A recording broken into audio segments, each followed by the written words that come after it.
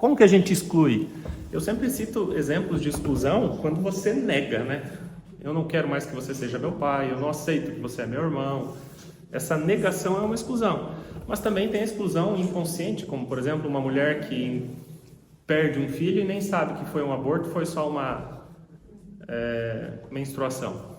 E aquela menstruação às vezes foi um aborto espontâneo e ela não sabe disso. Ela está excluindo uma criança e ela não sabe que está excluindo. Então ela vai acabar pagando uma multa, ou seja, o campo mórfico dela vai conectar ela com conflitos, com problemas, e ela nem sabe por quê. Então, parar de manter um contato por diversos motivos significa estar excluindo de fato. Porque assim, tem um contato, mas cada vez mais distante, porque está naquele campo que você falou ali. Não acontece internamente essa exclusão? Oi? Isso, exatamente. Parar de manter um contato não é uma exclusão. O problema é, eu não vou ligar para ela porque eu não tenho saco para escutar a voz dela. Aí você está negando algo que faz parte do seu sistema. Aí sim.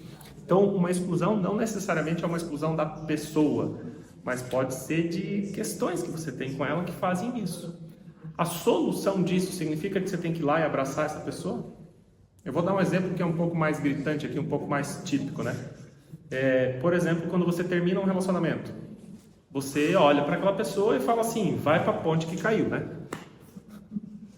Dificilmente alguém segue o meu conselho, que é fazer o quê? Meu amor, muito obrigado por estar comigo todos esses anos. Agora eu quero que você siga o seu caminho e eu vou seguir o meu. Isso é o que se devia fazer, gente.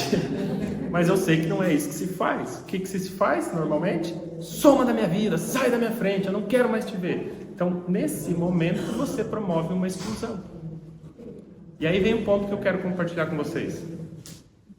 Incluir a pessoa significa ir lá e se redimir com ela, e abraçar ela e falar que está tudo bem? Não. Incluir a pessoa é o que ele falou.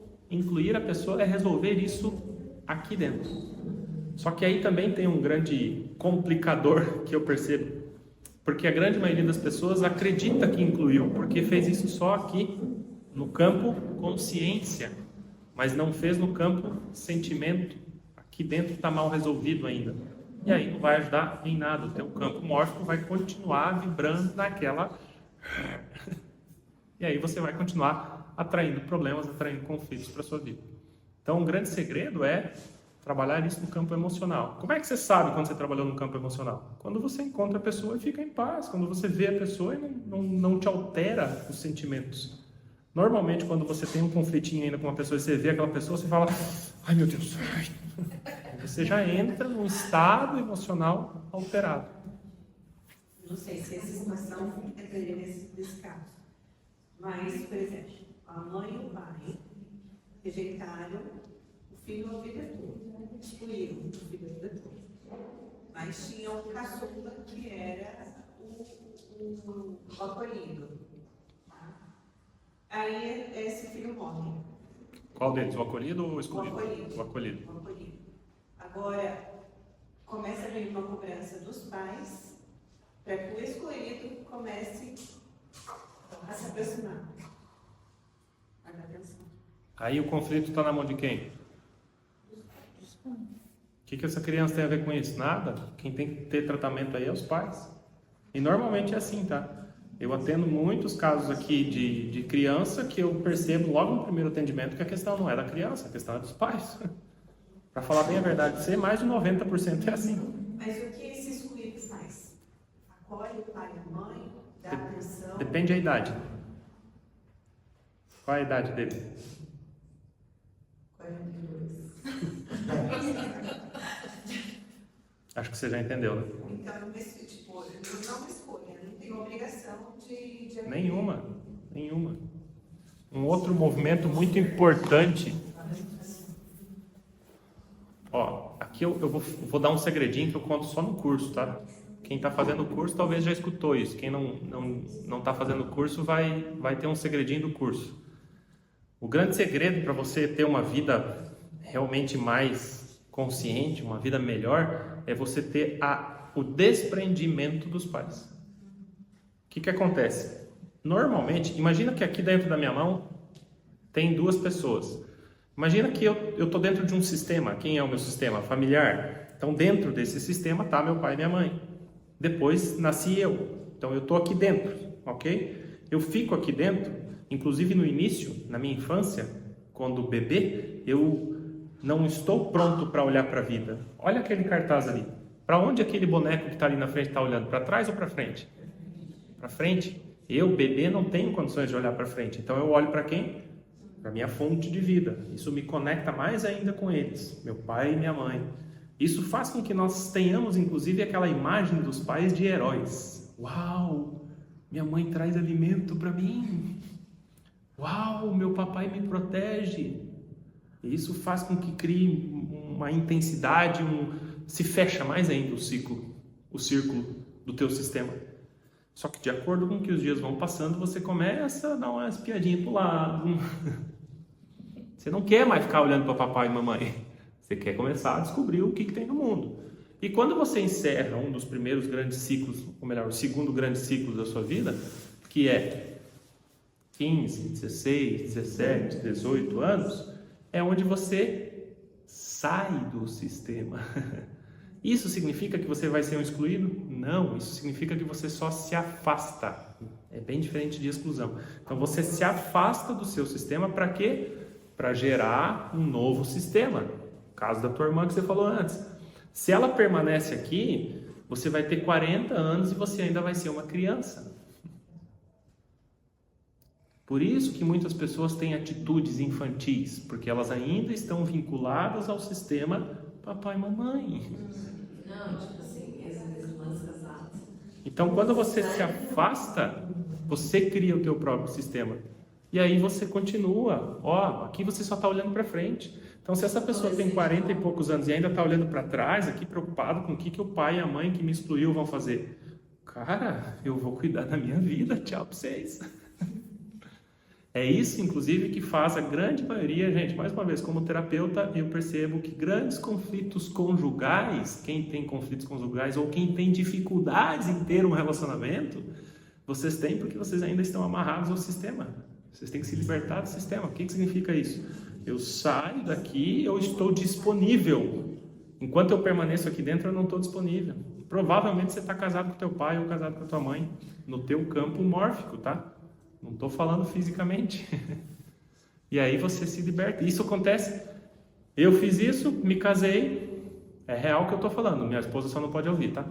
Eu fiz isso, saí do meu sistema. Poxa, finalmente entendi isso, descobri que legal, me casei. Minha esposa estava casada com a mãe dela. Se eu estiver mentindo, pode falar aí, amor. Gente, foi um parto para fazer a separação. Quando ela conseguiu se separar da mãe, a mãe ficou chateada e começou a brigar com ela. Por quê? Porque você vai me abandonar. Mãe, mas eu quero me casar. Mas e eu? É assim que acontece uma relação dentro de um sistema, entende? E hoje, como é que é? É extremamente harmônico, porque ela compreendeu que a formulação de um novo sistema é uma honra para o sistema dela, é uma honra para os nossos ancestrais ver que nós estamos fluindo com a vida. A constelação, o fato de constelar já pode mudar esse campo? Só de constelar, ou você constela, entende o porquê, o problema, e aí você tem que ressignificar, porque eu já ouvi isso e agora ouvindo você falar parece de uma forma diferente. Às vezes a pessoa nem entende a constelação dela e faz efeito. Porque às vezes você vem aqui e você vai falar assim, Milton, quero constelar uma dificuldade que meu filho tem. Aí a constelação vai lá e mostra que o teu filho tem essa dificuldade por causa do pentavô. Você conheceu o pentavô? Meu, quase impossível, né? Nem sei se é possível. O teu pentavô. Então você não vai entender nada. Eu preciso ressignificar o quê? Não vou nem entender. O que movimenta-se nesse momento é só o campo mórfico. E aí essa pessoa, antes de ir embora, eu estou falando mais uma vez um exemplo real, tá? A pessoa veio aqui, a questão com o filho, ela constelou, antes de ir embora, não, ela foi embora, chegou em casa e já me ligou, porque o que aconteceu com o filho dela lá já foi inacreditável. Então, nesse caso, simplesmente mexer no campo mórfico. Tem casos em que você precisa fazer alguma coisa? Tem. Vários aqui talvez já perceberam que às vezes termina a constelação, eu falo para a pessoa, meu, tudo de bom para você, vai ser feliz. E às vezes termina a constelação e eu falo para ela assim, eu tenho uma tarefa para você. Eu dou uma tarefa para ela. Então às vezes a tarefa é abraçar o pai, às vezes a tarefa é plantar uma planta, às vezes a tarefa é, enfim, plantar uma planta tem um significado por trás, tá, gente? Não é só plantar uma planta. Enfim, eu dou uma tarefa, que é algo que ela vai lá e vai ter que fazer. Então, tem casos e casos, entende? Tem aquele caso que vai ser naturalmente, tem aquele caso que a pessoa vai fazer. Recentemente, por exemplo, eu tive uma constelação que o menino não aceitava o pai dele e não queria nem saber do pai dele. Ele foi adotado logo na infância e ele tem um vínculo muito forte, muito legal com o padrasto que ele chama de pai, que criou ele. E a constelação, de repente, mostrou o pai querendo se aproximar e aí o representante do filho foi lá e abraçou. E ele fez assim, ó. Não, eu não vou abraçar esse cara, não. Então, essa é uma situação, por exemplo, que pode ser que a constelação tenha um efeito longínquo. Ou seja, talvez daqui a 1 ano vai cair a ficha dele, porque ele entendeu aquele processo. E aí ele vai conseguir abraçar o pai internamente, porque eu não sei se o pai vai estar vivo ainda até lá. Só para a gente entender como funciona isso na prática. Mas a grande questão não é na prática, a grande questão é aqui, ó. Aqui dentro. Não é só aqui, é aqui. Ah, eu ressignifiquei. Quando você fala ressignificou, você só fez uma mudança de consciência. Pode ser positiva? Pode, desde que essa mudança de consciência faça uma alteração no teu campo emocional. Aí é a grande solução. Esse é o segredo para quem já leu Lei de Atração. Não basta entender, tem que sentir. É isso. Bem, gente, lei do pertencimento, tá? A segunda lei que Bert percebeu é o que ele chamou de lei da hierarquia. Significa que toda vez que você quebra a hierarquia, você vai pagar uma multa. Toda vez que você se coloca no lugar onde não é seu, você está infringindo uma lei e o campo mórfico vai te mandar uma multa. Então, o que é ocupar um lugar que não é seu? É o irmão mais novo querer dar ordem para o irmão mais velho. É o filho querer dar ordem para a mãe ou para o pai. É o funcionário querer dar ordem para o gerente. Simples assim. É quem está num nível hierárquico inferior achar que pode mandar num nível superior. Então, quando você chega em casa e fala para tua mãe, mãe, você não sabe como é que faz isso aí, eu vou te ensinar. Se ferrou. Você acabou de falar para o campo, me manda uma multa. E o campo tem ouvidos e olhos em qualquer lugar do mundo, tá? Ou seja, ele vai te mandar uma multa. Superior e inferior, ou no caso, por exemplo, de marido, mulher e homem também, que a mulher hoje em dia... Mulher e homem é praticamente assim, ó. Então, isso não, porque geralmente a gente só tem mulher que é muito masculino e homem que é muito feminino hoje, né? Então, tipo, nesse campo, não. Pode acontecer, só que daí também é uma quebra de ordem no seguinte sentido. Imagina a mulher e o homem. Então, só para vocês entenderem, o homem, minha mão direita, a mulher, minha mão esquerda. A mulher chega em casa e fala assim, amor, vai fazer não sei o que, não sei o que, não sei o que. Sim, senhora. Amor, eu quero que você faça isso, isso, isso. Tá bom. Quem está mandando nessa relação, entende? E aí, o que nós entendemos hoje com a visão sistêmica? Existe uma relação que ela é assim, desequilibrada, que é a relação que nós temos com nossos pais. Papai e mamãe, minha mão direita, eu, filho, mão esquerda. É desequilibrado. Por quê? Porque eles te deram um presente muito grande chamado vida. Não tem nada que você vai fazer para eles que vai equilibrar essa conta. Então a relação sempre vai ser desequilibrada. Agora, quando a minha esposa chega em casa me dando ordens e eu estou obedecendo e eu fico só aqui nessa posição, a relação que nós estamos tendo? Mamãe e filhinho. Então normalmente essa mulher é a mãe do cara. Às vezes até não é dar ordens, mas é fazer tudo para ele. O cara fica sentado no sofá, a mulher está lá limpando a casa, está lá trazendo um pratinho de comida para ele, está lá levando a cervejinha para ele, o suquinho dele, e no outro dia a mulher tem que ir trabalhar ainda. Opa, peraí. Cadê a relação de equilíbrio? Vamos ajudar a limpar a casa. Estou dando um exemplo aqui só para a gente entender. E o inverso também é verdadeiro. O homem que de repente banca a mulher, faz tudo pela mulher, a mulher não precisa trabalhar e está sempre de boa porque o marido já trabalha e ganha bem. Estou dando exemplos que eu sei que são reais, tá? Quem que esse cara está sendo para essa mulher? Quem que paga as contas para todo mundo? Eu pago as contas da minha filha enquanto ela é menor, porque a hora que você for maior, vai te virar. Enquanto ela ainda está olhando para trás, eu tenho que dar esse suporte, eu tenho que ocupar essa posição. Significa que se de repente ela tiver 50 anos e vier me procurar, eu não vou poder dar alguma coisa para ela? Olha, até posso dar amor, carinho. Mas quando você entende que você ainda vai continuar subsidiando os filhos, você está colocando eles numa posição infantil e eles não vão sair daquela posição. Então, o relacionamento também acontece muito isso, onde as mulheres ou os homens se invertem os papéis. Atualmente eu vejo muito isso justamente na infância, né? A criançada dá ordem para papai e mamãe. É as crianças que determinam onde vai fazer o final de semana, o que vai ter de almoço. É o cúmulo. Só que quando eu falo é o cúmulo para algumas mães modernas, elas acham que eu que estou fora da casinha. Mas é diferente você pedir uma opinião que vocês querem, que impor, eu vou fazer isso e pronto. Tem uma... Claro, você pode, por exemplo, chegar para os filhos e falar, gente, hoje eu vou dar um presente para vocês, o que vocês querem de almoço? Legal, entende? Totalmente diferente. Agora, o problema é quando o filho chega e fala assim, nossa mãe, eu vi que você fez uma macarronada, mas eu não quero macarrão, eu quero nuggets.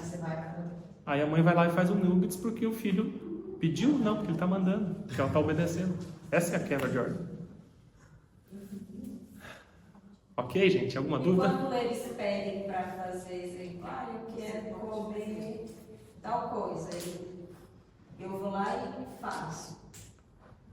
Eu diria, tem que tomar muito cuidado, sabe? Eu tenho que tomar, inclusive, muito cuidado em responder a tua pergunta, porque como eu falei para ela, depende de muito mais detalhes. Por exemplo, se você está já na sua mente pensando que amanhã você vai fazer tal almoço, mas aí de manhã a criança vem e pede e você modifica teus planos. É uma alteração. Imagina uma empresa tem um projeto de fazer tal execução, e aí um funcionário chega e fala, não, eu quero que esse projeto seja diferente. Aí a diretoria vai lá e muda porque o funcionário está pedindo que seja diferente. Entende? Então essa modificação. Agora, se você acordou de manhã, não sabe o que vai fazer, o filho chegou e pediu, e aquilo está lá na prateleira da casa, tá tudo bem. Agora, se aquilo não está na prateleira e tem outra coisa na prateleira, e você fala assim, tá bom, filhinho, eu vou no mercado buscar só para atender o teu desejo. Entende? É onde modifica a tua rotina, onde modifica os projetos do diretor em função de um funcionário. É isso que não pode acontecer. E aí a terceira e última lei, gente, que foi o que ele chamou de lei do equilíbrio entre dar e receber. Então, o que eu faço pelas outras pessoas e o que as outras pessoas fazem por mim. Essa é a lei do equilíbrio. É bem simples, é só você imaginar o teu batimento cardíaco, tá? Ele nunca está parado, quer dizer, ele vai estar parado um dia, né? Aí está em equilíbrio. Pronto, acabou, bateu. Assim é no nosso dia a dia. Nós sempre estamos fazendo alguma coisa para as outras pessoas podem ou não estar fazendo alguma coisa para você. A não ser que você seja um morto ou um monge budista que está sentado no alto da montanha só meditando. Você não está interagindo com ninguém. Se você não está interagindo com ninguém, você não está entrando no dar e receber. Agora, se eu estou aqui, por exemplo, e a minha esposa me escuta e me traz um copo d'água porque eu estou com a boca seca. Aí ela levanta, vem aqui e traz um copo d'água. Ela fez alguma coisa para mim. Eu estou em dívida com ela porque ela fez alguma coisa para mim. Essa é a lei do equilíbrio, entende? Quando eu vou lá e faço alguma coisa para ela, eu devolvi aquilo que ela me fez. E o Bert até deu uma sacada muito grande. Ele falou assim, quando você for fazer alguma coisa para outra pessoa, faça um pouco a mais. Porque aí você vai fazer com que aquela pessoa se sinta em dívida com você. E essa sensação de dívida vai fazer com que ela queira fazer alguma coisa também. Isso aqui, se torna uma relação construtiva. O relacionamento cresce porque um está fazendo para o outro. Isso é bacana. Agora, quando um faz de novo, faz de novo, faz de novo, faz de novo, faz de novo, olha de novo que posição nós entramos aqui. Quem que faz tudo para o outro? Minha mãe e meu pai faziam de tudo para mim quando eu nasci. Porque eu não tinha condições de fazer. Então percebe que quem desequilibra muito também ocupa uma posição de papai ou mamãe em relação ao outro. Então como você evita isso? Fazendo isso aqui. Se alguém te fez alguma coisa, vai lá e faça. E essa informação eu sempre trago à prova para as pessoas que ela já está registrada dentro de você, porque mesmo você nunca tendo escutado isso, eu aposto que quando você, por exemplo, foi convidado para um jantar na casa de um amigo, você respondeu para ele o quê? O que tem que levar? Por que você respondeu isso? Poxa, está me convidando para um jantar. Oh, meu amigo, obrigado, que legal. Não, você já entra numa sensação de dívida. Poxa, você vai me dar um jantar. Então, o que eu tenho que levar? Porque você já quer equilibrar. Você não quer ficar em dívida com essa outra pessoa. Então, essa é uma percepção que você tem que levar para todo o relacionamento que você tem. Principalmente conjugal, mas os amigos também. Se um amigo faz alguma coisa para você, você vai lá e faz alguma coisa que pode retribuir. Mas não é olho por olho e dente por dente. Não é porque um amigo te deu um presente que você tem que dar um presente para ele. Não, de repente o amigo te deu um presente, mas você percebeu que ele precisa de uma dica lá no trabalho dele. De repente esse amigo precisa de um ouvido para desabafar os problemas dele. Não sei. Mas é essa relação de cada um conseguir sentir se ela está equilibrada ou não. Ela nunca vai estar assim, lembra? Coração morto. Não. Ela sempre vai estar em movimento. Então vai ter hora que você vai estar aqui, vai ter hora que você vai estar aqui, e está tudo bem. Mas o importante é você levar essa percepção para os seus principais relacionamentos. Está aqui ou está mais ou menos equilibrado? Vai ter momentos em que de repente a minha esposa faz algo muito grandioso para mim, e isso pode ser que leva 1 ano para mim conseguir retribuir tudo para ela. Ou de repente ela faz algo muito grandioso e depois de 3 anos eu faço algo muito grandioso para ela. Então, não é ferro e fogo, mas é você ter consciência disso. Como estão as coisas? Nossa, hoje eu me sinto endividado. Às vezes as pessoas até conseguem conversar. Nossa, amor, lembra quando você fez tal coisa para mim? Poxa, eu me senti endividado com você e eu estou até hoje tentando equilibrar isso. Normalmente o outro responde, imagina, isso não foi nada. Não foi naquela consciência, mas de quem recebe às vezes é. Então é importante realmente fazer algo que se sinta em equilíbrio. E aí eu volto a dizer o que eu já te falei antes. A relação papai e mamãe com filhos, ela vai ser assim. Então não adianta você tentar equilibrar a tua relação com eles, que ela não vai equilibrar.